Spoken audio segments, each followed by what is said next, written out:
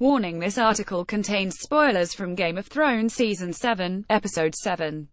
Do not read on if you have not watched. As Season 7 of Game of Thrones has worn on, it has become a commonplace to note that the show's hitherto subtle maneuvers have been replaced with something more abrupt. Principles are brought together with clanging expedients, deaths that would once have been show-stopping, or at least episode-ending, instead simply herald an ad break. Time flies, and so do ravens, at such speed and with such internet-era reliability that I keep expecting someone to set up an out-of-castle autobird before they hit the road. The story is getting bigger, yes. But it is not at all clear that it is getting better. In feature-length finale The Dragon and the Wolf, that tendency reached its apotheosis. At Westeros version of the Yalta Conference in King's Landing, we were allowed the deep satisfaction of seeing Cersei and Daenerys meet, and the pleasure of a dizzying number of smaller reunions on the sidelines: Bronn and Podrick, Bronn and Tyrion, Theon and Euron, Jaime and Brienne, Brienne and the Hound in the Mountain.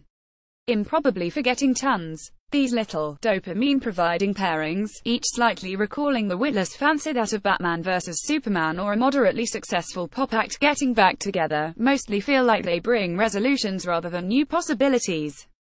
And most of the conversations they entail are expository synonyms for, "so, we meet again."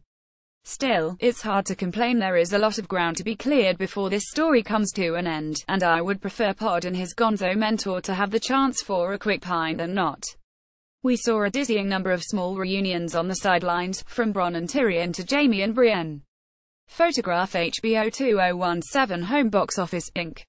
All what about Cersei? Though the Queen might be mad, but SHES surely not a moron. One important feature of Machiavellianism is that sometimes the expedient thing also happens to be the right thing. Unhinged dictators tend to retain their grip on the logic of self-preservation, a lesson that this show has relentlessly hammered home. And yet here she is, the mother of dead Lannisters, even as she caresses her pregnant belly and shows an otherworldly awareness of the dangers of fetal alcohol syndrome, concluding that she would rather stick one on her enemies than survive. Family first, that's Cersei's motto, except when the risk to her family is posed by an army of the dead who would turn her last and unborn child into an infant zombie. And so, instead of heading north, she will enlist the support of the show's own mercenaries and masters of the universe at the Iron Bank to bankroll her bonkers betrayal.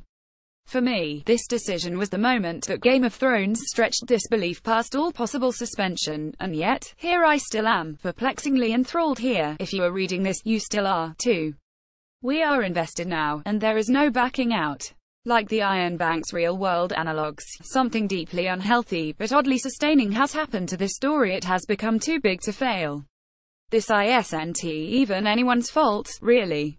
It's mostly a symptom of vaulting ambition, and Game of Thrones still goes wrong better than most TV shows succeed. And so we must prop it up, and take our returns where we can get them. When another pair of poster children for incest consummate what looks like being a tragic love, or when a dead dragon spectacularly brings down the border wall if it gets rebuilt, will Jon declare that he intends to make the White Walkers pay for it? The merits of the show's sweeping grandeur reassert themselves. As the first snows fall in the south, and those icy bastards trudge towards Winterfell, I cannot claim that I am willing to toss it all away, or that I don't still love it. But as it stands, I fear that the last series will stand not as the multiplication of the story's greatness, but its echo.